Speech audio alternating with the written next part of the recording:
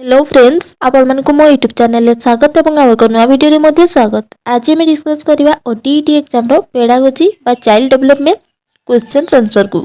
आपण माने जति आगामी ओटीईटी पई प्रिपरेशन करछंती वीडियो को निश्चित देखंतु एवं चैनल में प्रथम थर पई देखतले सब्सक्राइब करी रखंतु। केउ उक्तिटी वस्तुनिष्ठ प्रश्न पई प्रयोज्य नुहे। अधिक विषय वस्तु अंतर्भुक्त करा जाई पारे। निर्भुल परिमापन संभव। द्रुत और ठीक परिमापन करा जाई पारे। गोटिए प्रश्न रे एकाधिक शिक्षण उद्देश्य माप करिबा संभव। एहार आंसर हबो ऑप्शन डी। गोटिए प्रश्न रे एकाधिक शिक्षण उद्देश्य माप करि परिबा संभव नुहे।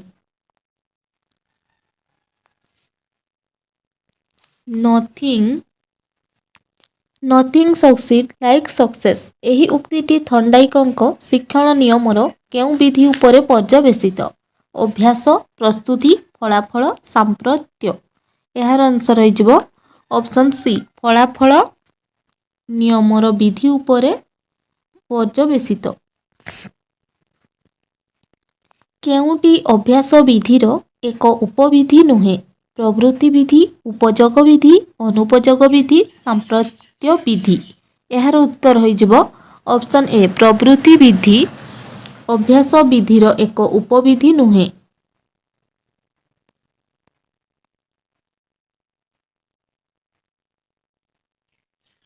केउटी संशोधनी शिक्षण पई उपयुक्त पद्धति। गृह कार्य, शिक्षकों दलगत आलोचना, सहयोग भित्तिक शिक्षण, अभ्यासीकरण। एहार आंसर हबो सहयोग भित्तिक शिक्षण संशोधनी शिक्षण पई उपयुक्त पद्धति।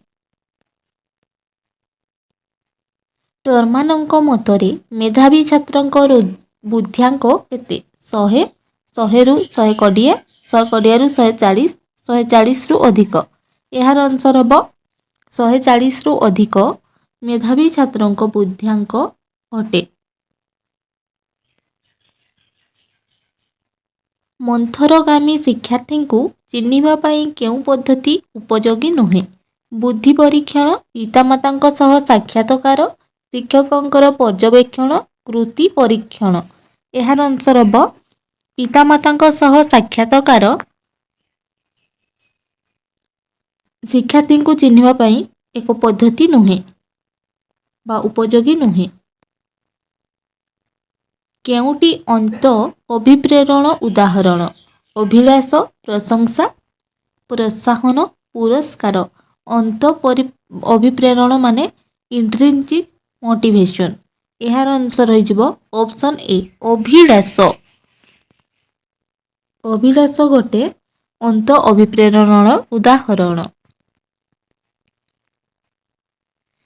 जणे छात्र सप्तम श्रेणी रे नाम लेखाइबा पई उपयुक्त कि नुहे जानिबा पई कि प्रकार मूल्यांकन करिबा उचित? व्यवस्थान, गठनमूलक, नैदानिक, समाप्ति सूचक।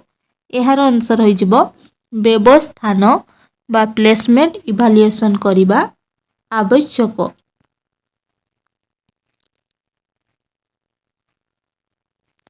आदिवासी पिलामानंकर भाषागत समस्या दूर करिबा पई शिक्षादान समय रे शिक्षक केउ भाषा व्यवहार करिबा उचित? पिलामानंक कथित भाषा, मानक भाषा, पुस्तक भाषा, उभय पुस्तक और कथित भाषा। एहार आंसर होइजिबो ऑप्शन डी उभय पुस्तक और कथित भाषा को व्यवहार करिबा उचित।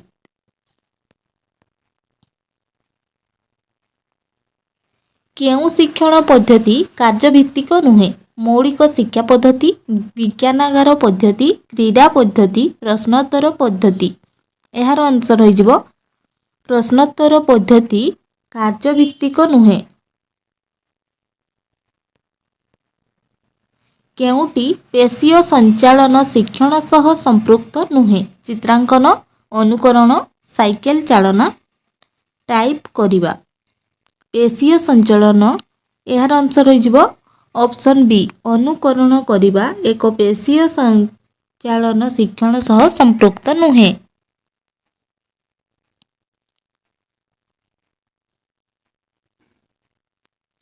प्राथमिक विद्यालय रे ଦ୍ୱୈତ ଶ୍ରେଣୀ ଶିକ୍ଷାଦାନ ବ୍ୟବସ୍ଥା କାହିଁକି ଥାଏ? ଶ୍ରେଣୀଗୃହର ଅଭାବ, ଶିକ୍ଷକଙ୍କୁ ଅଧିକ କ୍ରିୟାଶୀଳ କରିବା, ଶ୍ରେଣୀ ଅନୁପାତରେ କମ୍ ସଂଖ୍ୟକ ଶିକ୍ଷକ ଥିବାରୁ ଶୃଙ୍ଖଳା ରକ୍ଷା କରିବା ନିମନ୍ତେ। ଏହାର ଆନ୍ସର ରହିଯିବ ଶ୍ରେଣୀ ଅନୁପାତରେ କମ୍ ସଂଖ୍ୟକ ଶିକ୍ଷକ ଥିବାରୁ ଦ୍ୱୈତ ଶ୍ରେଣୀ ଶିକ୍ଷାଦାନ ବ୍ୟବସ୍ଥା କରାଯାଇଥାଏ। ଦ୍ୱୈତ ଶ୍ରେଣୀ କହିଲେ ଗୋଟିଏ ଶ୍ରେଣୀରେ ଆପଣମାନଙ୍କର ଗୋଟିଏ ଶ୍ରେଣୀ କକ୍ଷରେ ଦୁଇଟି ଶ୍ରେଣୀର ପିଲା ବସିବେ ଏବଂ ଶିକ୍ଷାଦାନ ହେବ। ତାହାକୁ ଦ୍ୱୈତ ଶ୍ରେଣୀ ଶିକ୍ଷାଦାନ କୁହାଯାଏ।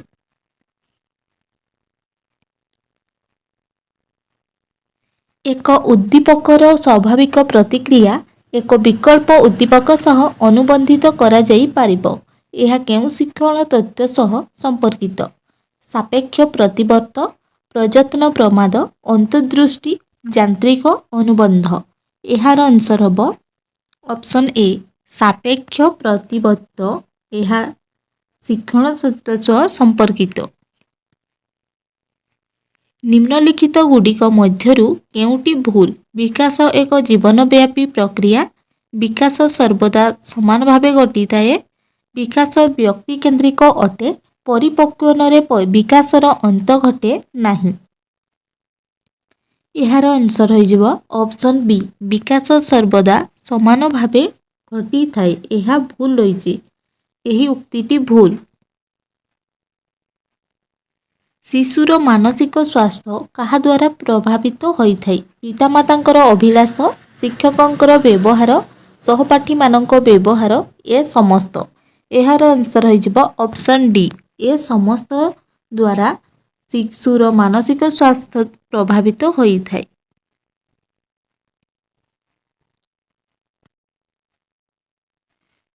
ପୂର୍ଣ୍ଣ ଓ ଆଂଶିକ ଧାରଣାବାଦୀ ଶିକ୍ଷଣ କେଉଁ ଶିକ୍ଷଣ ମତବାଦ ଉପରେ ପର୍ଯ୍ୟବସିତ? ପ୍ରଯତ୍ନ ପ୍ରମାଦ, ଅନ୍ତର୍ଦୃଷ୍ଟି, କ୍ଷେତ୍ରୀୟ ତତ୍ତ୍ୱ, କରଣବାଦ। ଏହାର ଆନ୍ସର ହୋଇଯିବ ଅପସନ୍ ବି ଅନ୍ତର୍ଦୃଷ୍ଟି। କେଉଁଟି ସୃଜନଶୀଳତା ବିକାଶର ସହାୟକ? ଖଣ୍ଡେ ଇଟାର ବିବିଧ ବ୍ୟବହାର ଲେଖିବା, ଗୋଟିଏ ବାକ୍ୟକୁ 10 ଥର ଲେଖିବା, 10ଟି ମିଶାଣ କରିବା, ଗୋଟିଏ ବାକ୍ୟରେ ଥିବା ଅକ୍ଷରଗୁଡ଼ିକୁ ଗଣିବା। ଏହାର ଆନ୍ସର ହୋଇଯିବ ଅପସନ୍ ଏ ଖଣ୍ଡେ ଇଟାର ବିବିଧ ବ୍ୟବହାର ଲେଖିବା ସୃଜନଶୀଳ ବିକାଶର ସହାୟକ।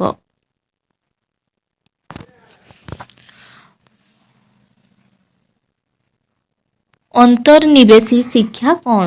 ସମସ୍ତ ବିଷୟକୁ ଅନ୍ତର୍ଭୁକ୍ତ କରି ଶିକ୍ଷା ଦେବା, ସମସ୍ତ ଗୋଷ୍ଠୀର ଶିକ୍ଷାର୍ଥୀଙ୍କୁ ଏକତ୍ର କରି ସେମାନଙ୍କ ଆବଶ୍ୟକତା ଅନୁଯାୟୀ ଶିକ୍ଷା ଦେବା, ବିଭିନ୍ନ ଗୋଷ୍ଠୀର ଶିକ୍ଷାର୍ଥୀଙ୍କୁ ବିଭିନ୍ନ ଦଳରେ ପୃଥକ କରି ଶିକ୍ଷା ଦେବା, ସମସ୍ତଙ୍କ ପାଇଁ ଔପଚାରିକ ଶିକ୍ଷଣ ବ୍ୟବସ୍ଥା କରିବା। ଏହାର ଆନ୍ସର ହୋଇଯିବ ଅପସନ୍ ବି ସମସ୍ତ ଗୋଷ୍ଠୀର ଶିକ୍ଷାର୍ଥୀଙ୍କୁ ଏକତ୍ର କରି ସେମାନଙ୍କ ଆବଶ୍ୟକତା ଅନୁଯାୟୀ ଶିକ୍ଷା ଦେବା ଅନ୍ତର୍ନିବେଶୀ ଶିକ୍ଷା କୁହାଯାଏ। କେଉଁଟି ଶିକ୍ଷକ କେନ୍ଦ୍ରିକ ଶିକ୍ଷାଦାନ ଶିକ୍ଷଣ ବ୍ୟବସ୍ଥା? ଶିକ୍ଷକ ଶିକ୍ଷଣ ସହାୟକ ରୂପେ କାର୍ଯ୍ୟ କରନ୍ତି। ଶିକ୍ଷକ ଶିକ୍ଷଣ ସାମଗ୍ରୀ ପ୍ରଦର୍ଶନ କରି ବୁଝାନ୍ତି। ଶିକ୍ଷକ ଶିକ୍ଷଣ କାର୍ଯ୍ୟକୁ ତଦାରଖ କରନ୍ତି। ଶିକ୍ଷାର୍ଥୀଙ୍କ ଅଭିଜ୍ଞତା ଅର୍ଜନରେ ଶିକ୍ଷକ ସହାୟକ ହୁଅନ୍ତି। ଏହାର ଆନ୍ସର ହୋଇଯିବ ଶିକ୍ଷକ ଶିକ୍ଷଣ ସାମଗ୍ରୀ ପ୍ରଦର୍ଶନ କରି ବୁଝାନ୍ତି। ଶିକ୍ଷକ କେନ୍ଦ୍ରିକ ଶିକ୍ଷାଦାନର ବ୍ୟବସ୍ଥା। କେଉଁଟି ଦକ୍ଷତା ଭିତ୍ତିକ ଶିକ୍ଷାଦାନ ଶିକ୍ଷଣ ପ୍ରକ୍ରିୟା ସମ୍ପର୍କିତ ନୁହେଁ? ପାଠଟିକୁ କେତେଗୁଡ଼ିଏ ଛୋଟ ଛୋଟ ଏକକରେ ପ୍ରକାଶ କରାଯାଏ। ଦକ୍ଷତାଗୁଡ଼ିକୁ ସରଳରୁ ଜଟିଳ କ୍ରମାନ୍ୱୟରେ ସଜାଯାଇଥାଏ। ପ୍ରତ୍ୟେକ ଦକ୍ଷତା ପୂର୍ବ ଦକ୍ଷତା ଉପରେ ଆଧାରିତ। ସମସ୍ତ ଦକ୍ଷତା ଶିକ୍ଷାଦାନ ଓ ଶିକ୍ଷଣ କାର୍ଯ୍ୟ ଏକ ସଙ୍ଗେ କରାଯାଇଥାଏ। ଏହାର ଆନ୍ସର ହୋଇଯିବ ଅପସନ୍ ଡି ଏହା ଶିକ୍ଷାଦାନ ଶିକ୍ଷଣ ପ୍ରକ୍ରିୟା ସହିତ ସମ୍ପର୍କିତ ନୁହେଁ।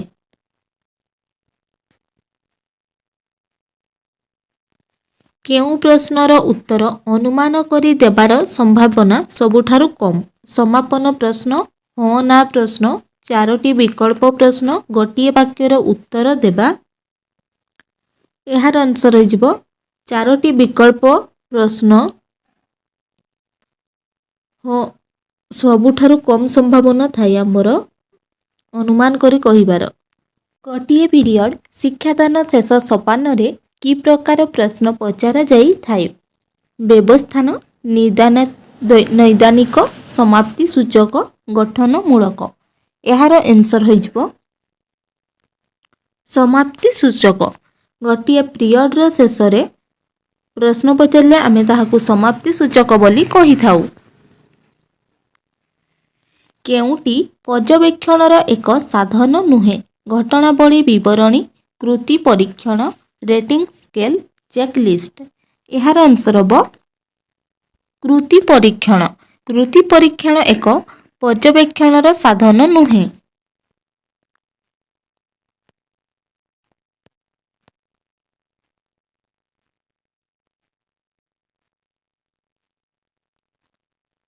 କେଉଁଟି ଗୋଟିଏ ମୁକ୍ତ ଉତ୍ତରମୂଳକ ପ୍ରଶ୍ନ ନୁହେଁ?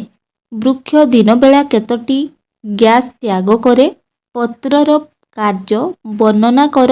ଜଳର ଉପଯୋଗିତା ଲେଖ। ଗୋଟିଏ ବାଡ଼ିକୁ କିପରି ବ୍ୟବହାର କରିବା ବୁଝାଅ। ଏକ ମୁକ୍ତ ଉତ୍ତରମୂଳକ ନୁହେଁ। ଏହାର ଆନ୍ସର ହୋଇଯିବ ଅପସନ୍ ଏ। ବୃକ୍ଷ ଦିନବେଳା କେତୋଟି ଗ୍ୟାସ୍ ତ୍ୟାଗ କରେ? ଏହା ଏକ ମୁକ୍ତ ଉତ୍ତରମୂଳକ ପ୍ରଶ୍ନ ନୁହେଁ।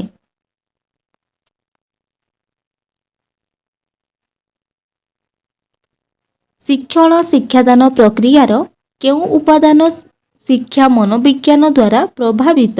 ଶିକ୍ଷାଦାନ ପଦ୍ଧତି, ଶିକ୍ଷଣ ଅଭିଜ୍ଞତା, ମୂଲ୍ୟାୟନ, ଏ ସମସ୍ତ। ଏହାର ଆନ୍ସର ହେବ ଅପସନ୍ ଡି। ଏ ସମସ୍ତ ଶିକ୍ଷା ମନୋବିଜ୍ଞାନୀ ଦ୍ୱାରା ପ୍ରଭାବିତ। କେଉଁଟି ଶିଶୁର ବିକାଶକୁ ପ୍ରଭାବିତ କରିଥାଏ? ଶିଶୁ ପ୍ରତି ଶିକ୍ଷକଙ୍କ ଆଚରଣ, ଶିଶୁ ପ୍ରତି ପିତାମାତାଙ୍କ ଆଚରଣ, ଶିଶୁ ପ୍ରତି ସାଙ୍ଗସାଥୀଙ୍କ ଆଚରଣ, ଏ ସମସ୍ତ। ଏହାର ଆନ୍ସର ହୋଇଯିବ ଅପସନ୍ ଡି ଏ ସମସ୍ତ। ଶିକ୍ଷାଦାନ ଶିକ୍ଷଣ ସମୟରେ ଶିକ୍ଷାର୍ଥୀ ଭୁଲ କଲେ ତାହା ସଂଶୋଧନ କରିବା ପାଇଁ ଶିକ୍ଷକ କ'ଣ କରିବା ଉଚିତ? ଶିକ୍ଷାର୍ଥୀଙ୍କୁ ଦଣ୍ଡ ଦେବେ, ପରୋକ୍ଷ ଭାବରେ ସଂଶୋଧନ କରିବେ, ଅନ୍ୟ ଶିକ୍ଷାର୍ଥୀମାନଙ୍କ ଦ୍ୱାରା ସଂଶୋଧନ କରିବେ, ଶ୍ରେଣୀଗୃହରେ ସଙ୍ଗେ ସଙ୍ଗେ ସଂଶୋଧନ କରିବେ। ଏହାର ଆନ୍ସର ହୋଇଯିବ ପରୋକ୍ଷ ଭାବେ ସଂଶୋଧନ କରିବେ। Option B. ବୌଦ୍ଧିକ ବିକାଶର କେଉଁ ପର୍ଯ୍ୟାୟରେ ଶିକ୍ଷାର୍ଥୀର ସମସ୍ୟା ସମାଧାନମୂଳକ ଦକ୍ଷତାର ବିକାଶ ଘଟିଥାଏ? ସମ୍ବେଦୀକାରକ, ପ୍ରାକ୍ ସଂଜ୍ଞାଧର୍ମୀ, ସ୍ଥୂଳ ସଂଜ୍ଞାର୍ଯ୍ୟଧର୍ମୀ, ବିମୂର୍ତ୍ତ ସଂଜ୍ଞାର୍ଯ୍ୟଧର୍ମୀ। ଏହାର ଆନ୍ସର ହୋଇଯିବ ଅପସନ୍ ଡି ବିମୂର୍ତ୍ତ ସଂଜ୍ଞାର୍ଯ୍ୟଧର୍ମୀ। ଜଣେ 10 ବର୍ଷ ଶିକ୍ଷାର୍ଥୀର ମାନସିକ ବୟସ 10 ବର୍ଷ। ସେ କେଉଁ ଶ୍ରେଣୀର ଶିକ୍ଷାର୍ଥୀ? ସ୍ୱଳ୍ପ ବୁଦ୍ଧି, ସାଧାରଣ ବୁଦ୍ଧି, ଉଚ୍ଚ ବୁଦ୍ଧି, ଅତି ନିମ୍ନ ବୁଦ୍ଧି। ଏହାର ଆନ୍ସର ହୋଇଯିବ ସାଧାରଣ ବୁଦ୍ଧି। Option B.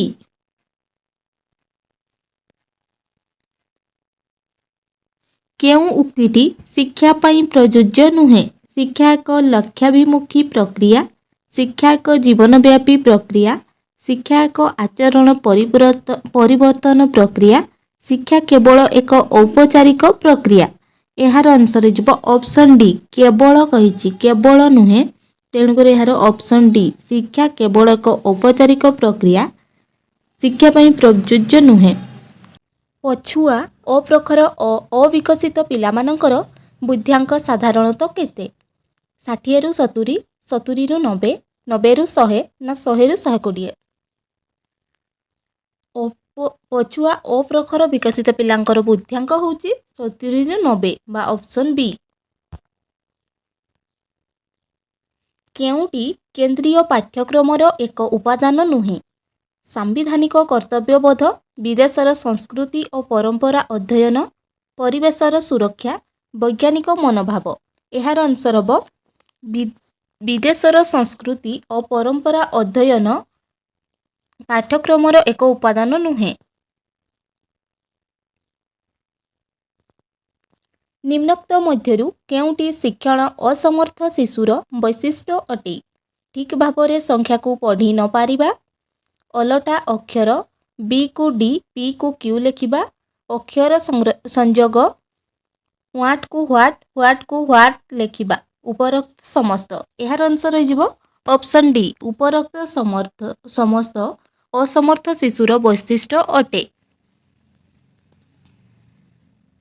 व्यक्तिगत दक्षता को सर्वदा समान और निर्भुल भावे मापी पारुथिबा परीक्षणर गुण को कौन कुहाଯାଏ? वैधता, विश्वसनीयता, वस्तुनिष्ठता, लक्ष्य केंद्रिक। यार आंसर हम विश्वसनीयता बा रिलायबिलिटी यार आंसर। केउंटी एक प्रक्षेपित शिक्षण सामग्री नुहे? स्लाइड प्रोजेक्टर, कलापटा, ओभरहेड प्रोजेक्टर, एपिडोस्कोप। यार आंसर हम कलापटा। कलापटा एक प्रक्षेपित शिक्षण सामग्री नुहे। अंतर्निहित स्थिरता किपरि मपा जाई पारिबो? घटनावली विवरणी पद्धति, परीक्षण पुनः परीक्षण पद्धति, अर्थकरण पद्धति बा कौनसीटी नुहे। यार आंसर हो अर्थकरण पद्धति अंतर्निहित स्थिरता मपा जाई पारिबो। कौनसी एक परीक्षणर विश्वस्तता निरूपण निमंते केउ पद्धति प्रयोज्य नुहे? पुनः परीक्षण पद्धति, समतुल फॉर्म पद्धति, अर्थकरण पद्धति, परीक्षण शर्त पद्धति। यार आंसर हम ऑप्शन डी परीक्षण शर्त पद्धति एक परीक्षणर विश्वस्तता निरूपण निमंते प्रयोज्य नुहे।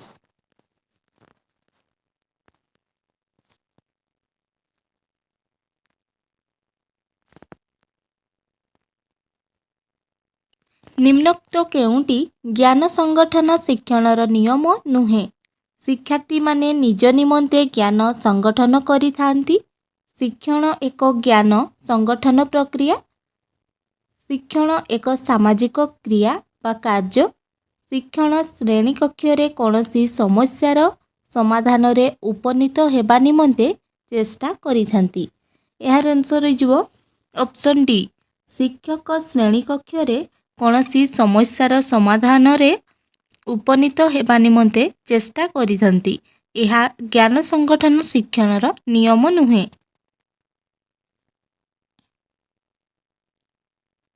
जीवकोश गुड़िकर बहु गुणित हेबा ही वृद्धि जहाँकि उच्चता और ओजन वृद्धि को बुझाई थाए। मात्र विकास प्राणी मध्य समुदाय परिवर्तन को सूचाई थाए।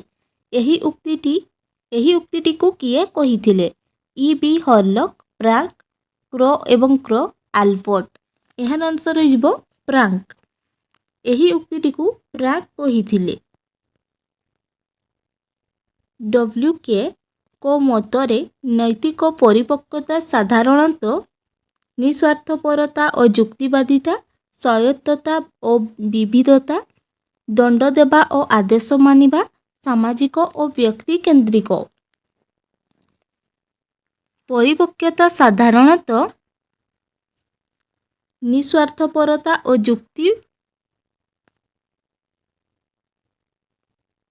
युक्तिवादिता।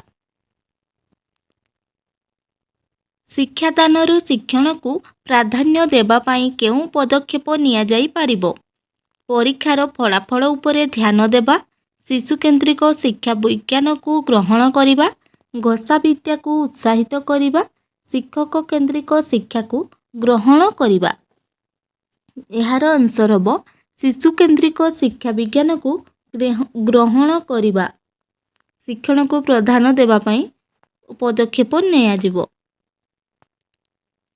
लब्धांक बंटन साधारणतः किंबा पाखापाखि साधारण होइथिबा समय रे केउं परिसंख्यान मूलक प्रणाली उपयोगी उठे? मानक विच्युति, स्वाभाविक संभाव्य वक्र, हाराहारी विच्युति, मध्यमा। यार आंसर हो स्वाभाविक संभाव्य ବକ୍ର। କେଉଁଟି କୈଶୋର ଅବସ୍ଥାର ଏକ ସାମାଜିକ ପରିବର୍ତ୍ତନ ଅନ୍ତର୍ଭୁକ୍ତ? ଭୟ ଓ ଲାଜ, ବୟସ୍କମାନଙ୍କ ପରି ବ୍ୟବହାର, ଚଞ୍ଚଳତା, କଳ୍ପନା କରିବା। ଏହାର ଆନ୍ସର ହେବ ଅପସନ୍ ବି, ବୟସ୍କମାନଙ୍କ ପରି ବ୍ୟବହାର କରିବା କୈଶୋର ଅବସ୍ଥାର ଏକ ସାମାଜିକ ପରିବର୍ତ୍ତନ।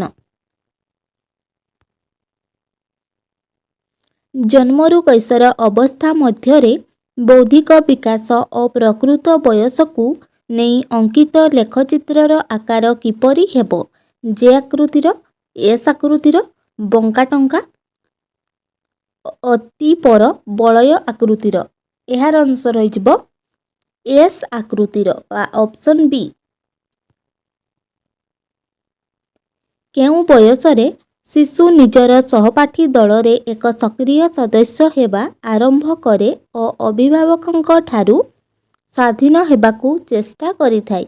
4ରୁ 5 ବର୍ଷ, 5ରୁ 8 ବର୍ଷ, 11ରୁ 12 ବର୍ଷ, 15ରୁ 16 ବର୍ଷ ବୟସରେ। ଏହାର ଆନ୍ସର ହେବ 11ରୁ 12 ବର୍ଷ ବୟସରେ ଶିଶୁଟି ତାର ନିଜର ସ୍ୱାଧୀନତାରେ ରହିବା ପାଇଁ ଚେଷ୍ଟା କରେ ବା ସହପାଠୀ ଦଳରେ ସକ୍ରିୟ ସଦସ୍ୟ ହେବା ପାଇଁ ଆରମ୍ଭ କରେ।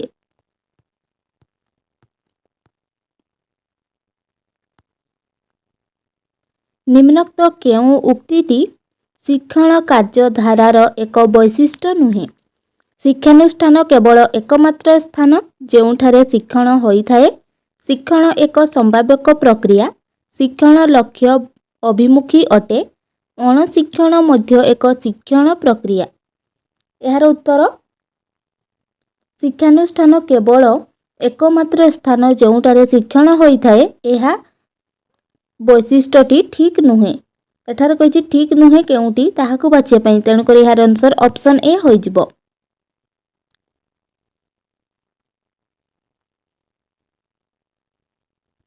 ଶିକ୍ଷା ଅଧିକାର ଅଧିନିୟମ 2009 ଅନୁଯାୟୀ ସ୍ୱତନ୍ତ୍ର ଆବଶ୍ୟକତା ଥିବା ଶିକ୍ଷାର୍ଥୀ କିପରି ଅଧ୍ୟୟନ କରିବେ? ସେମାନଙ୍କ ପାଇଁ ସ୍ୱତନ୍ତ୍ର ଭାବେ ନିର୍ମିତ ବିଦ୍ୟାଳୟରେ ଅଭିଭାବକଙ୍କ ଯତ୍ନ ଓ ସ୍ୱତନ୍ତ୍ର ରକ୍ଷଣାବେକ୍ଷଣକାରୀଙ୍କ ଆବଶ୍ୟକୀୟ ସହାୟତାରେ ନିଜ ଘରେ ନା ଅନ୍ତର୍ନିବେଶୀ ଶିକ୍ଷା ବ୍ୟବସ୍ଥା ଯେଉଁ ସ୍ଥାନରେ ସମସ୍ତଙ୍କର ବ୍ୟକ୍ତିଗତ ଆବଶ୍ୟକତା ଅନୁଯାୟୀ ବ୍ୟବସ୍ଥା ହୋଇଥିବ? ନା ବୃତ୍ତିଭିତ୍ତିକ ଶିକ୍ଷକ କେନ୍ଦ୍ରରେ ଯେଉଁଠାରେ ସେମାନଙ୍କୁ ଜୀବନ ଧାରଣ କୌଶଳ ନିମନ୍ତେ ପ୍ରସ୍ତୁତ କରାଯାଇପାରିବ? ଏହାର ଆନ୍ସର ହେବ ଅପସନ୍ ସି, ଯେଉଁ ସ୍ଥାନରେ ସେମାନଙ୍କର ବ୍ୟକ୍ତିଗତ ଆବଶ୍ୟକତା ଅନୁଯାୟୀ ବ୍ୟବସ୍ଥା ହୋଇଥିବ ସେହିଠାରେ ସେମାନେ ସ୍ୱତନ୍ତ୍ର ଆବଶ୍ୟକତା ଥିବା ଶିକ୍ଷାର୍ଥୀ ପଠନ କରିବେ।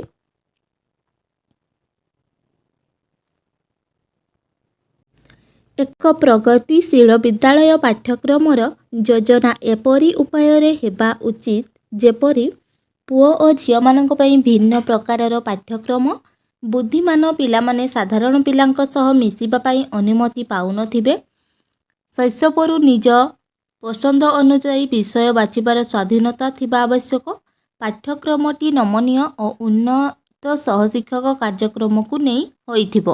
ତେଣୁକରି ଏହାର ଆନ୍ସର ହୋଇଯିବ ଅପସନ୍ ଡି।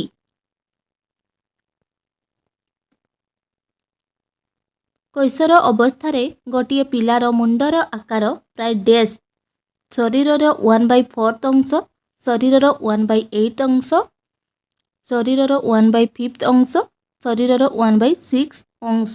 ଏହାର ଆନ୍ସର ହୋଇଯିବ ଅପସନ୍ ବି, ଶରୀରର 1/8 ଅଂଶ। ଏ ପ୍ରଶ୍ନଟି 2-3 ଥର ଆସିଛି OTET ଏକ୍ଜାମରେ, ତେଣୁକରି ଏହାକୁ ଆପଣମାନେ ଭଲ ଭାବରେ ମନେ ରଖିବେ। ନିମ୍ନୋକ୍ତ କେଉଁ ନିର୍ଦ୍ଧାରଣ ମାପକ ଜଣେ ନିର୍ଦ୍ଧାରକ ବା ପର୍ଯ୍ୟବେକ୍ଷକଙ୍କୁ ଗୋଟିଏ ନିର୍ଦ୍ଦିଷ୍ଟ ନମ୍ବରର ଅନୁକ୍ରମକୁ ଯୋଗାଇ ଦିଆଯାଇଥାଏ ଓ ପର୍ଯ୍ୟବେକ୍ଷକ ଗୋଟିଏ ଉପଯୁକ୍ତ ନମ୍ବର ଗ୍ରହଣ କରିଥାନ୍ତି? ମାନକ ମାପନୀ ବା ମାପକ, କ୍ରମସଞ୍ଚିତ ବିନ୍ଦୁ ଦ୍ୱାରା ନିର୍ଦ୍ଧାରଣ, ଉଲ୍ଲେଖନୀୟ ନିର୍ଦ୍ଧାରଣ ମାପକ, ସାଂଖ୍ୟିକ ନିର୍ଦ୍ଧାରଣ ମାପକ। ଏହାର ଆନ୍ସର ହୋଇଯିବ ଅପସନ୍ ଡି, ସାଂଖ୍ୟିକ ନିର୍ଦ୍ଧାରଣ ମାପକ।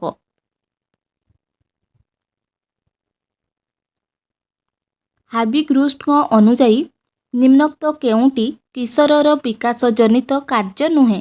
ଜଣକର ଶାରୀରିକ ଗଠନ ଓ ବିକାଶକୁ ଇଚ୍ଛାପୂର୍ବକ ଗ୍ରହଣ କରିବା, ସାମାଜିକ ଗ୍ରହଣୀୟ ବ୍ୟବହାରକୁ ବିକାଶ କରାଇବା, ବିବାହ ଓ ପାରିବାରିକ ଜୀବନ ନିମନ୍ତେ ପ୍ରସ୍ତୁତ କରିବା, ଲିଙ୍ଗ ବିଭେଦତା ଶିକ୍ଷଣ।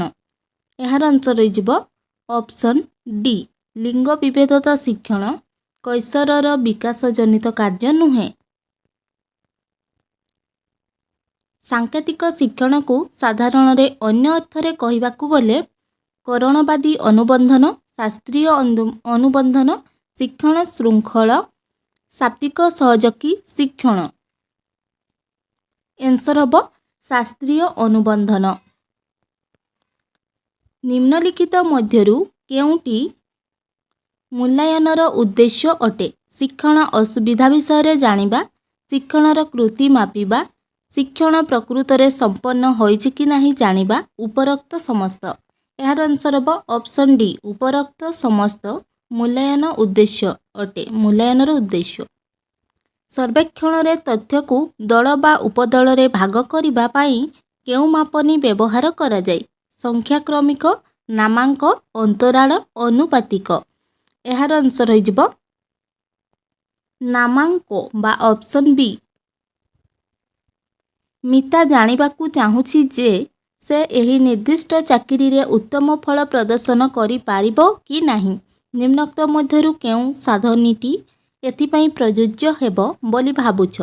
ଉପଲବ୍ଧି ପରୀକ୍ଷଣ, ମନୋବୃତ୍ତି ମାନଦଣ୍ଡ, ଅଭିକ୍ଷମତା ପରୀକ୍ଷଣ ନା ବୁଦ୍ଧି ପରୀକ୍ଷା? ଆନ୍ସର ହେବ ଅଭିକ୍ଷମତା ପରୀକ୍ଷଣ ବା ଅପସନ୍ ସି। ଏକ ସଶକ୍ତ ବିଦ୍ୟାଳୟ ନିଜ ଶିକ୍ଷକମାନଙ୍କର କେଉଁ ଗୁଣକୁ ସର୍ବଦା ପ୍ରୋତ୍ସାହିତ କରିଥାଏ? ପ୍ରତିଯୋଗିତାମୂଳକ ମନୋବୃତ୍ତି, ପରୀକ୍ଷଣ ପ୍ରବୃତ୍ତି, ସ୍ମରଣ ଶକ୍ତି, ଶୃଙ୍ଖଳିତ ପ୍ରକୃତି। ଏକ ସଶକ୍ତ ବିଦ୍ୟାଳୟ ନିଜ ଶିକ୍ଷକମାନଙ୍କର କେଉଁ ଗୁଣକୁ ସର୍ବାଧିକ ପ୍ରୋତ୍ସାହିତ କରିଥାଏ? ଶୃଙ୍ଖଳିତ ପ୍ରକୃତି। ଆବେଗ ସୃଷ୍ଟିର କାରଣ ଡ୍ୟାସ୍? ଅଭ୍ୟାସ, ସହଜାତ ପ୍ରବୃତ୍ତି, ଶାରୀରିକ ବିକାଶ, ଧାରଣାର ଅବତାରଣା। ଆନ୍ସର ହୋଇଯିବ ସହଜାତ ପ୍ରବୃତ୍ତି ବା ଅପସନ୍ ବି। ପ୍ରତିଭାବାନ ଶିଶୁମାନଙ୍କ ଶିକ୍ଷକମାନଙ୍କର କେତେ ନିର୍ଦ୍ଦିଷ୍ଟ ଗୁଣାବଳୀ ଆବଶ୍ୟକ? ସେଗୁଡ଼ିକ ମଧ୍ୟରୁ ଜ୍ଞାନ ସନ୍ଦିଷ୍ଣୁ ହେବା ଦରକାର, ସେମାନଙ୍କର ବିବିଧ ଆଗ୍ରହ ନଥାଏ, ଅସାଧାରଣ ଓ ବିଭିନ୍ନ ପ୍ରକାରର ପ୍ରଶ୍ନାବଳୀଗୁଡ଼ିକୁ ଗ୍ରହଣ କରିବା ନିମନ୍ତେ ଅନିଚ୍ଛୁକ, ସୁଶୃଙ୍ଖଳ ନୁହନ୍ତି। ଏହାର ଆନ୍ସର ହୋଇଯିବ ଜ୍ଞାନ ସନ୍ଦିଷ୍ଣୁ ହେବା ଆବଶ୍ୟକ।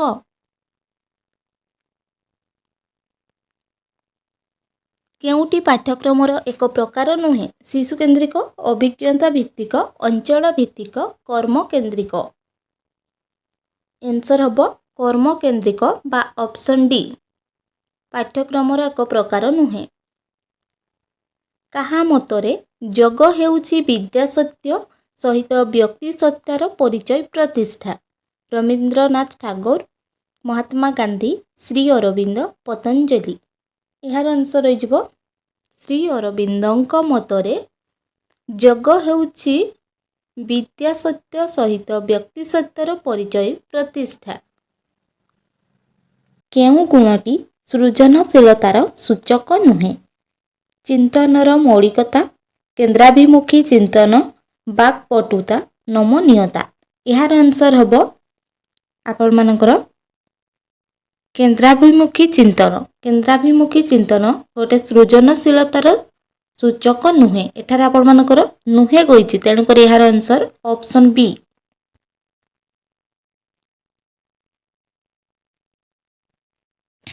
କେଉଁ ପ୍ରଣାଳୀ ଦ୍ୱାରା ପ୍ରତିଭାଶାଳୀ ଶିକ୍ଷାର୍ଥୀଙ୍କୁ ଚିହ୍ନଟ କରାଯାଇପାରିବ? ସାକ୍ଷାତକାର, ବୁଦ୍ଧି ପରୀକ୍ଷଣ, ନୈଦାନିକ ପରୀକ୍ଷଣ, ମନୋବୃତ୍ତି ପରୀକ୍ଷଣ। ଏହାର ଆନ୍ସର ହେବ ଆମେମାନେ ବୁଦ୍ଧି ପରୀକ୍ଷଣ ଦ୍ୱାରା ପ୍ରତିଭାଶାଳୀ ଶିକ୍ଷାର୍ଥୀଙ୍କୁ ଚିହ୍ନଟ କରିପାରିବା। ତେଣୁକରି ଏହାର ଆନ୍ସର ଅପସନ୍ ବି, ବୁଦ୍ଧି ପରୀକ୍ଷଣ।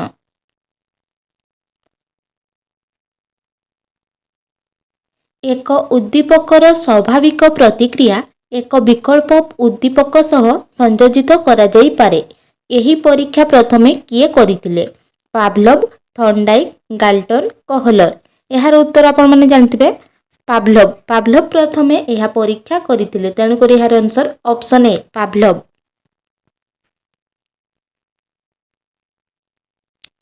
केउटी बाहिक अभिप्रेरणा बा एक्सट्रिंजिक मोटिवेशन ज्ञान पाई तृष्णा कृति आत्मसम्मान बोध प्रशंसा केउटी एहार अभिप्रेरण बा बाहिक अभिप्रेरण एक्सट्रिंजिक मोटिवेशन आपण माने गोटे स्टूडेंट को प्रशंसा करिवे ताहा आपण मानकर बाह्य अभिप्रेरण, तेणु करी एहार आंसर ऑप्शन बी होई जिवो प्रशंसा। केउटी केउटी पारदर्शिता शिक्षणर प्रथम पर्याय पारदर्शितार स्तर निरूपण पारदर्शिता भित्तिक शिक्षादान पारदर्शितार संज्ञा निरूपण पारदर्शिता लाभ निमंते योजना प्रस्तुत। एहार आंसर ऑप्शन सी पारदर्शितार संज्ञा निरूपण करिबा शिक्षणर प्रथम पर्याय।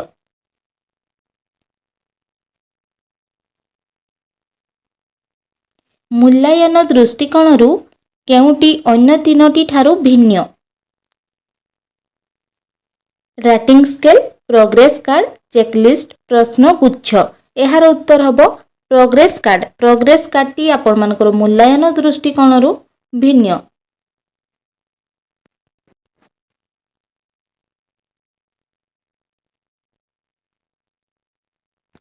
पियाजेंको मतानुजाई मूर्त स्तर रे केउ शिक्षार्थी मानकर बौद्धिक विकास घटी थाए प्राक प्राथमिक प्राथमिक उच्च प्राथमिक ना उपरोक्त समस्त।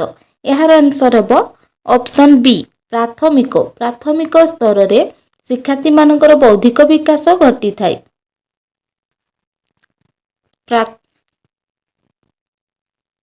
जणे शिक्षक प्रथम श्रेणी रे पढ़ाइबा समय रे दृष्ट लिखन उपरे अधिक गुरुत्व दियंती से केउ प्रकार विकास को लक्ष्य करी एहा करिथांती मानसिक विकास ना स्नायविक पेशीय विकास ना बौद्धिक विकास ना आवेगिक विकास। एहार उत्तर हबो ऑप्शन बी स्नायविक विकास बा स्नायविक पेशीय विकास को दृष्टि रे रखी एहा पढ़ेई थांती। अनग्रसर शिक्षार्थी ठारे केउ लक्षणटी देखा जाई थाए विश्लेषण दक्षता उद्देश्य भित्तिक आचरण सम्मानजनक वृत्ति निमंते अभिलाष धारणा प्रकाश रे अक्षमता। एहार उत्तर हबो ऑप्शन डी धारणा प्रकाश रे अक्षमता। आपण माने गोटे अनग्रसर शिक्षार्थी को गोटे पाठ पचारिबे किंबा गोटे क्वेश्चंस पचारिबे ताहारे से प्रकाश करिया पे अक्षम होइथिबो, तेणु करी ए लक्षणटी आपण मानकर देखा जाई थाए अनग्रसर शिक्षार्थी ठारे, तेणु करी आंसर ऑप्शन डी हबो। शिक्षार्थीर सामाजिक विकास और सामाजिक विकास अर्थ कौन? सामाजिक व्यवहार विकास समाजर विकास व्यक्तिर विकास गोष्ठीर विकास। यार उत्तर हबो शिक्षार्थीर सामाजिक विकास कहिले सामाजिक व्यवहार विकास होई थाई।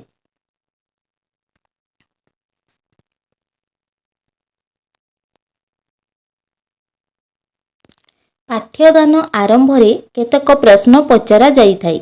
यह शिक्षणर केउ नियम उपरे पर्यवसित।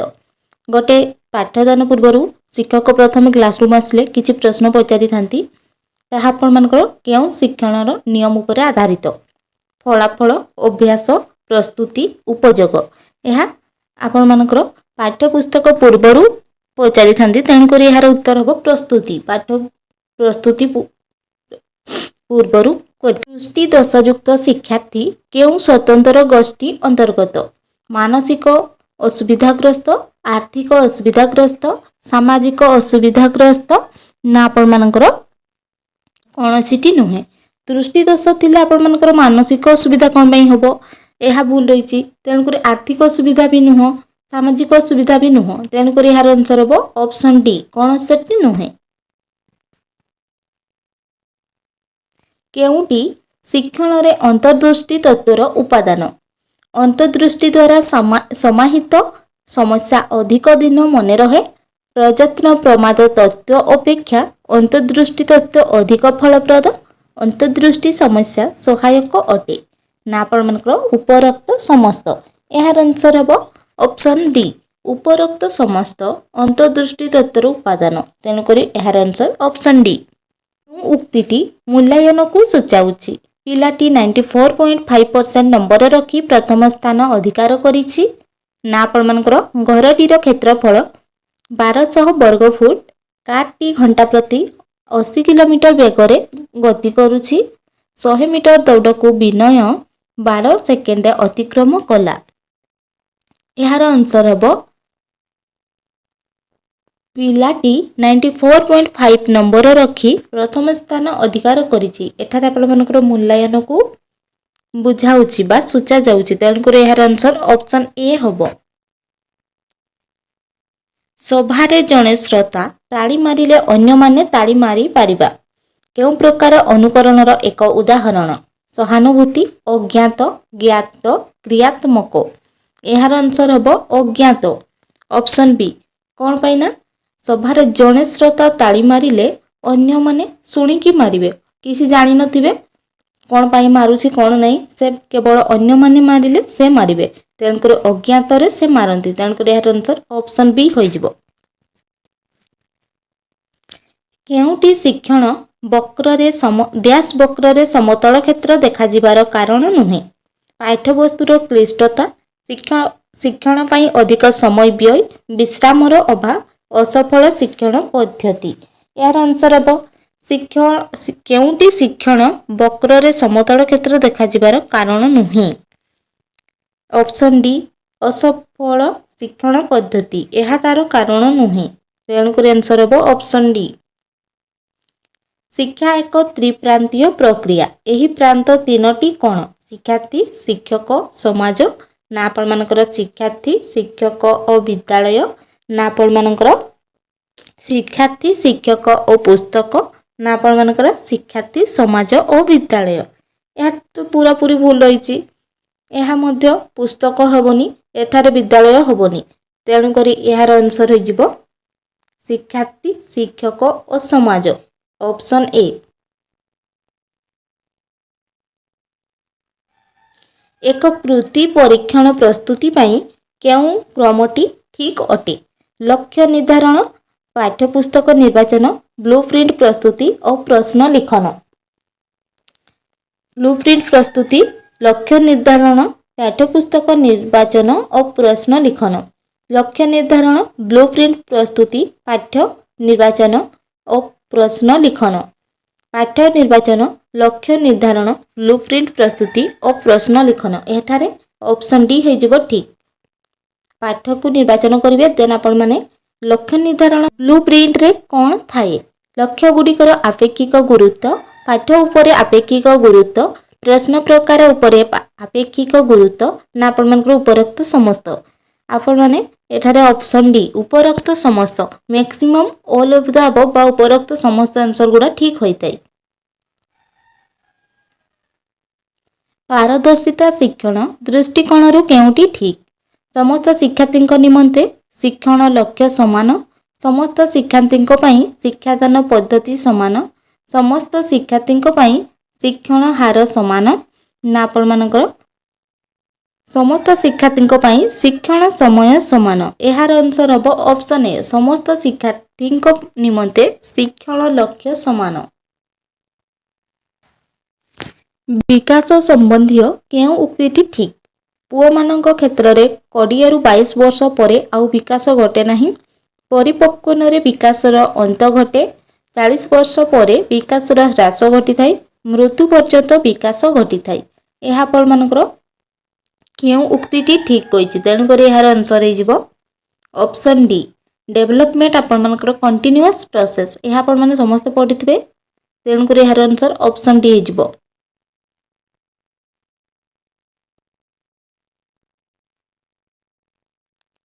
विकासर केउ अवस्थारे शिशु निज कार्य प्रति अन्य मानकर दृष्टि आकर्षण करने को चेष्टा करी थाए शैशव अवस्था आद्य बाल्यावस्था प्रांत बाल्यावस्था ना प्राक कैशोरावस्था यार आंसर हम आद्य बाल्यावस्था बा अर्ली चाइल्डहुड रे शिशुटी आपण मानकर निज कार्य प्रति अन्यमानकर दृष्टि आकर्षण करने को चेष्टा करिथाए।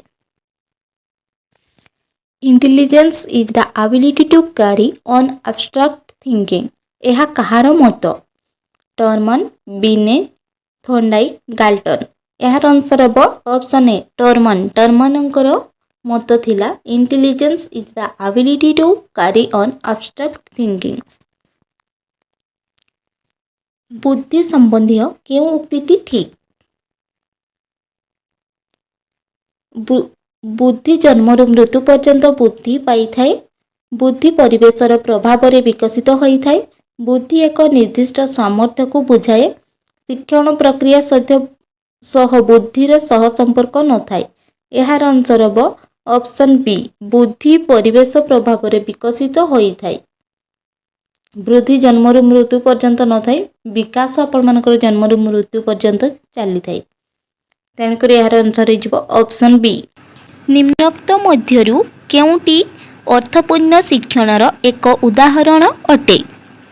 बारंबार अभ्यास करी कविताटीए मन रखिबा, गाणितिक सूत्रगुड़िकर पुनरावृत्ति करिबा, कौनसी धारणार व्याख्याकरण, शिक्षकों को अनुसरण करी एक ज्यामितिक चित्र अंकन करिबा। यार आंसर हम कौनसी धारणार व्याख्या करिबा बा व्याख्यान करिबा बा ऑप्शन सी सठिक आंसर। पाठ्यक्रम विकास प्रक्रियार प्रथम सोपानटी कौन? पाठ्यखसड़ा प्रस्तुति, शिक्षादान सामग्रीर चयन, पाठ्यक्रमर फलप्रदतार मूल्यांकन, शिक्षार्थी मानकर शिक्षण आवश्यकतार निरूपण। पाठ्यक्रमर विकासर प्रक्रियार प्रथम सोपानटी कौन? यार प्रथम सोपानटी होची शिक्षार्थी मानकर शिक्षण आवश्यकतार निरूपण करिबा बा ऑप्शन डी। पर्यवेक्षण पाई केउं साधनटी व्यवहार करा जाई न थाए? घटनावली विवरण, रेटिंग स्केल, तनखी तालिका ना प्रश्नावली। यार आंसर हम प्रश्नावली। प्रश्नावली आमे पर्यवेक्षण पाई व्यवहार करि न थाउ।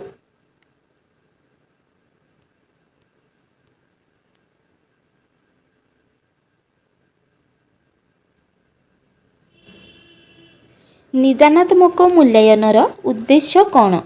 शिक्षार्थीर निर्दिष्ट दुर्बलता चिन्हट करिबा, शिक्षार्थीर सामाजिक शिक्षण उपलब्धि जानिबा, विद्यालयर फलप्रद कार्यकारिता जानिबा, सफलता सूचक सर्टिफिकेट प्रदान। यार आंसर हो ऑप्शन ए बा शिक्षार्थीर निर्दिष्ट दुर्बलता चिन्हट करिबा निदानात्मक मूल्यांकनर उद्देश्य। निम्नोक्त मध्यरु केउटी एक आवेगर उदाहरण नुहे? क्रोध, भय, शारीरिक कार्य ना प्रेम? आवेगर उदाहरण माने इमोशन। इमोशन कौटी नुहे? शारीरिक कार्य। शारीरिक कार्य आमर कौनसी आवेग उदाहरण नुहे। Option C. केउं समय को चाप और कष्टर पर्याय कहा जाए? कैशोरावस्था, बाल्यावस्था ना युवकावस्था ना वृद्धावस्था? स्ट्रेस एंड स्ट्रेन एज होउछि आपण मानकर कैशोरावस्था बा 6 रो ए हेजिबो कैशोरावस्था। पिलाटी केउं अवस्थारे वस्तुर स्थायित्व विषय जानिबा आरंभ करे? शैशवावस्था, आद्य बाल्यावस्था, परवर्ती बाल्यावस्था ना कैशोरावस्था? यार आंसर हो शैशवावस्था बा चाइल्डहुड टाइम रे से गोटे वस्तुर स्थायित्व विषय जानिबा आरंभ करे। बहुविध बुद्धि तत्वर प्रवक्ता किए? हार्वर्ड गार्डनर, अल्फ्रेड बिने, जीन पियाजे, एल थॉर्नस्टन? यार आंसर हम हार्वर्ड गार्डनर।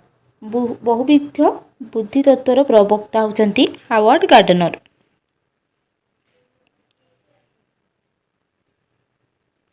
निम्नलिखित सहशैक्षिक पाठ्यकार्य मध्यरु केउटी सृजनशीलतार विकास रे सहायक होइथाय?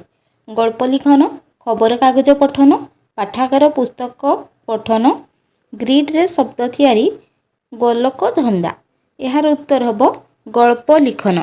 गल्प लिखन होउची ସୃଜନଶୀଳତାର ବିକାଶରେ ସହାୟକ ହୋଇଥାଏ।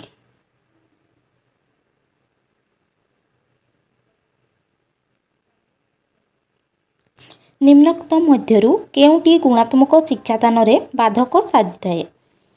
ପର୍ଯ୍ୟାପ୍ତ ଶିକ୍ଷଣ ସାମଗ୍ରୀର ଉପଲବ୍ଧତା ଓ ସେଗୁଡ଼ିକର ବ୍ୟବହାର, ବିକଳ୍ପ ଶିକ୍ଷଣ ଅଭିଜ୍ଞତାର ବ୍ୟବହାର, ଅଧିକ ଶିକ୍ଷାର୍ଥୀ ବିଶିଷ୍ଟ ଏକକ ଶ୍ରେଣୀ, ସାମଗ୍ରିକ ଓ ଧାରାବାହିକ ମୂଲ୍ୟାୟନର କାର୍ଯ୍ୟକାରିତା। ଏହାର ଆନ୍ସର୍ ହେବ ଅପସନ୍ ସି, ଅଧିକ ଶିକ୍ଷାର୍ଥୀ ବିଶିଷ୍ଟ ଏକକ ଶ୍ରେଣୀ ଗୁଣାତ୍ମକ ଶିକ୍ଷାଦାନରେ ବାଧକ ସାଜିଥାଏ। ନିରନ୍ତର ଓ ସାମଗ୍ରିକ ମୂଲ୍ୟାୟନ ଶିକ୍ଷାଦାନ ପଦ୍ଧତି ବଦଳାଇବାରେ ସାହାଯ୍ୟ କରେ।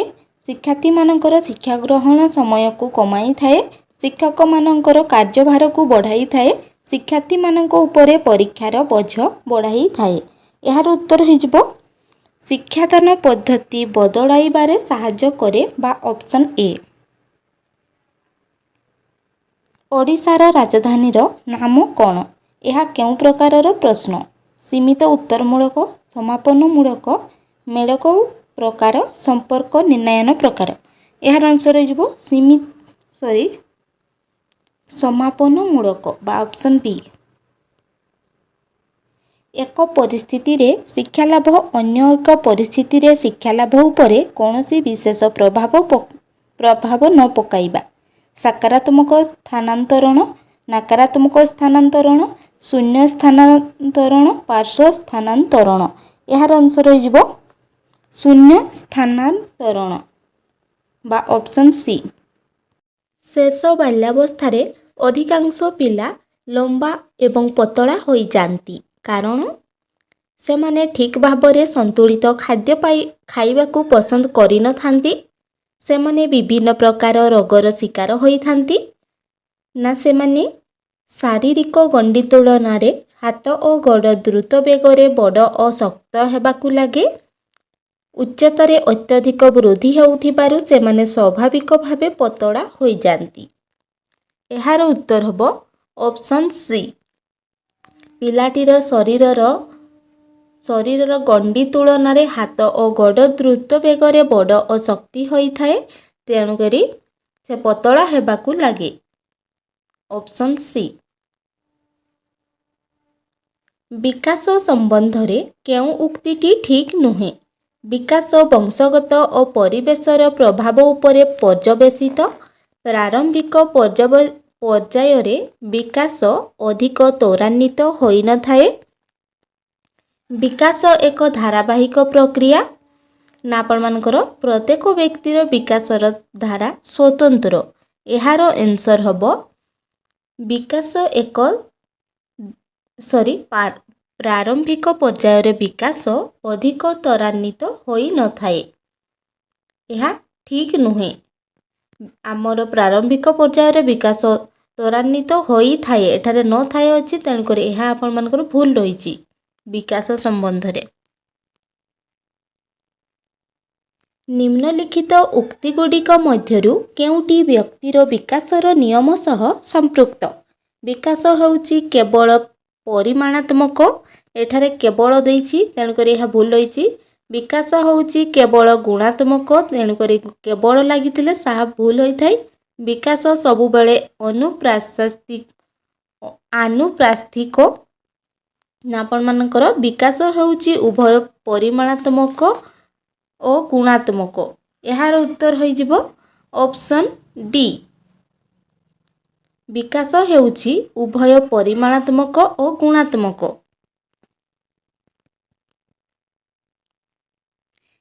ନିମ୍ନୋକ୍ତ ମଧ୍ୟରୁ କେଉଁଟି ସହପାଠୀ ଶିକ୍ଷଣର ଏକ ଉଦାହରଣ ଅଟେ?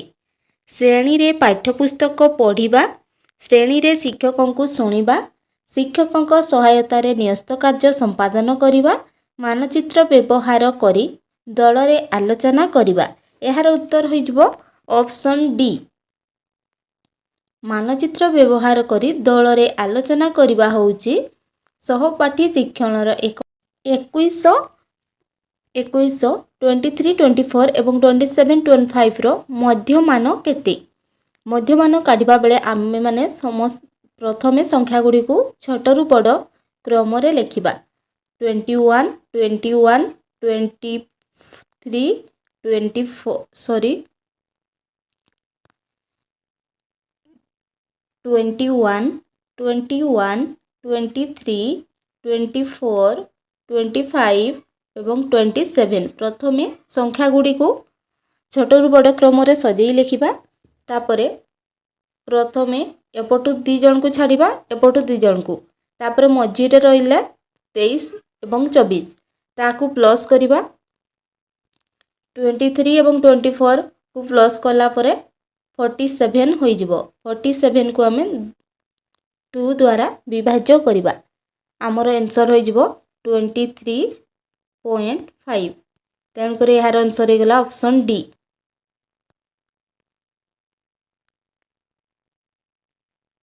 जेतेबेले गोटिए परीक्षण जहाँ मापिबाकू चाहूँची ताहा ही मापे ताहाकू परीक्षणर कौन कुहाଯାଏ वैधता पूर्वानुमान योग्यता विश्वसनीयता व्यावहारिकता यार उत्तर हो वैधता बा ऑप्शन ए। जेतेबेले परीक्षण जहाँ मापिबाकू चाहूँचंती ताहा ही मापे सेतेबेले आमे वैधता कहि थाउ बा वैलिडिटी कुहाଯାଏ।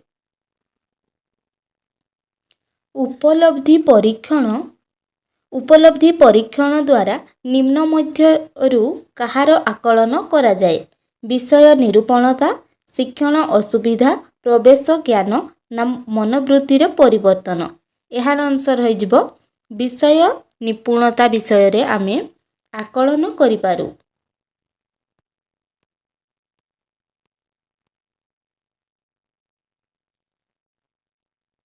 परीक्षणर विश्वसनीयता कहिले कौन बुझाए परीक्षण फलाफलर स्थिरता परीक्षण फलाफलर अस्थिरता परीक्षण फलाफलर सत्यता परीक्षण फलाफलर पूर्वानुमान योग्यता विश्वसनीयता कहिले आमे माने परीक्षण फलाफलर स्थिरता को बुझी थाउ।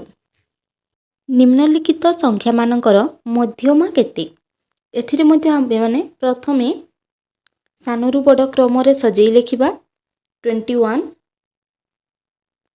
22 26 27 28 मध्यमा काढ़ला बेले मन रखिबे डबल बा रिपीट संख्या को थरे लिखा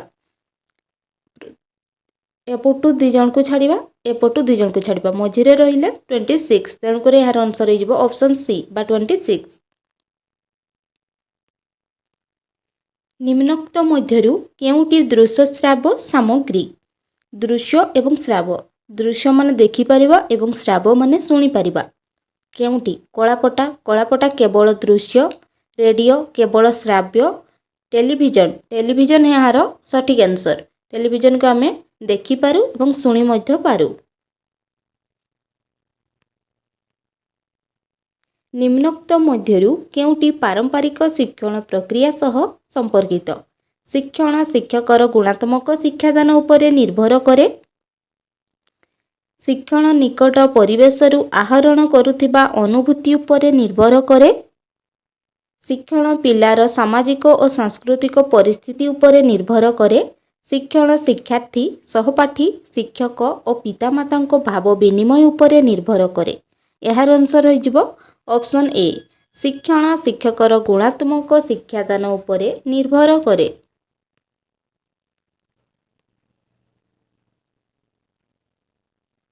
परवर्ती बाल्यावस्था सह बौद्धिक विकासर केउं पर्याय संपर्कित संवेदी कारक पर्याय प्राक संकार्यधर्मी पर्याय स्थूल संकार्यधर्मी पर्याय विमूर्त संकार्यधर्मी पर्याय यार आंसर हो ऑप्शन सी स्थूल संकार्यधर्मी पर्याय। बाल्यावस्था सह बौद्धिक विकासर संपर्कित बीएफ स्किनर केउं शिक्षण तत्व सह संपृक्त प्रयत्न और प्रमाद शास्त्रीय अनुबंधन यांत्रिक अनुबंधन अंतर्दृष्टि शिक्षण यार उत्तर हो ऑप्शन सी यांत्रिक अनुबंधन द्वारा संपर्कित। ମନ ସାମାଜିକ ବିକାଶ ତତ୍ତ୍ୱର ସ୍ରଷ୍ଟା କିଏ? ଲରେନ୍ସ କୋଲବର୍ଗ, ଏରିକ୍ ଏରିକସନ୍, ଜିନ୍ ପିଆଜେ, ଲିଭ୍ ଭାଇଗୋଟ୍ସ୍କି। ଏହାର ଆନ୍ସର୍ ହୋଇଯିବ ଏରିକ୍ ଏରିକସନ୍ ମନ ସାମାଜିକ ବିକାଶ ତତ୍ତ୍ୱର ସ୍ରଷ୍ଟା ବା ସାଇକୋସେକ୍ସୁଆଲ୍ ଡେଭଲପମେଣ୍ଟର ଜନକ। ନିମ୍ନୋକ୍ତ ମଧ୍ୟରୁ କେଉଁଟି ସୃଜନଶୀଳ ଚିନ୍ତନର ଲକ୍ଷଣ ଅଟେ? ତାତ୍ତ୍ୱିକ ଚିନ୍ତାଧାରା, ତଥ୍ୟଗୁଡ଼ିକୁ ଏକତ୍ରିତ କରି ସମାଧାନ କରିବା, ବିଭିନ୍ନମୁଖୀ ଚିନ୍ତାଧାରା, ବିଶ୍ଳେଷଣାତ୍ମକ ଚିନ୍ତନ। ଏହାର ଆନ୍ସର୍ ହୋଇଯିବ ଅପସନ୍ ସି ବିଭିନ୍ନମୁଖୀ ଚିନ୍ତାଧାରା ସୃଜନଶୀଳ ଚିନ୍ତନର ଲକ୍ଷଣ ଅଟେ। କେଉଁ ଶିକ୍ଷାଦାନ ପଦ୍ଧତିଟି ଶିକ୍ଷାର୍ଥୀ କେନ୍ଦ୍ରିକ ପନ୍ଥାର ଅନ୍ତର୍ଭୁକ୍ତ ନୁହେଁ? ଶିକ୍ଷାର୍ଥୀ କେନ୍ଦ୍ରିକ ପନ୍ଥାର ଅନ୍ତର୍ଭୁକ୍ତ ନୁହେଁ। ପ୍ରକଳ୍ପ ପଦ୍ଧତି, ବ୍ୟାଖ୍ୟାନ ପଦ୍ଧତି, ପରୀକ୍ଷଣ ପଦ୍ଧତି, ସମସ୍ୟା ସମାଧାନ ପଦ୍ଧତି। ଏହାର ଆନ୍ସର୍ ହୋଇଯିବ ବ୍ୟାଖ୍ୟାନ ପଦ୍ଧତି। ବ୍ୟାଖ୍ୟାନ ପଦ୍ଧତିରେ କେବଳ ଶିକ୍ଷକ ଆକ୍ଟିଭ୍ ରୁହନ୍ତି, ତେଣୁକରି ଏହା ଶିକ୍ଷାର୍ଥୀ କେନ୍ଦ୍ରିକ ହେବ ନାହିଁ, ସେଠାରେ ଶିକ୍ଷକ କେନ୍ଦ୍ରିକ ହେବ। Option B right answer. ଆଶା କରୁଛି ଭିଡ଼ିଓଟି ଆପଣମାନଙ୍କୁ ଭଲ ଲାଗିଥିବ। ଭଲ ଲାଗିଥାଏ ଯଦି ଲାଇକ୍ କରିବେ ଏବଂ ଚ୍ୟାନେଲରେ ପ୍ରଥମ ଥର ପାଇଁ ଦେଖୁଥିଲେ ସବସ୍କ୍ରାଇବ୍ କରି ରଖିବେ। Thank you.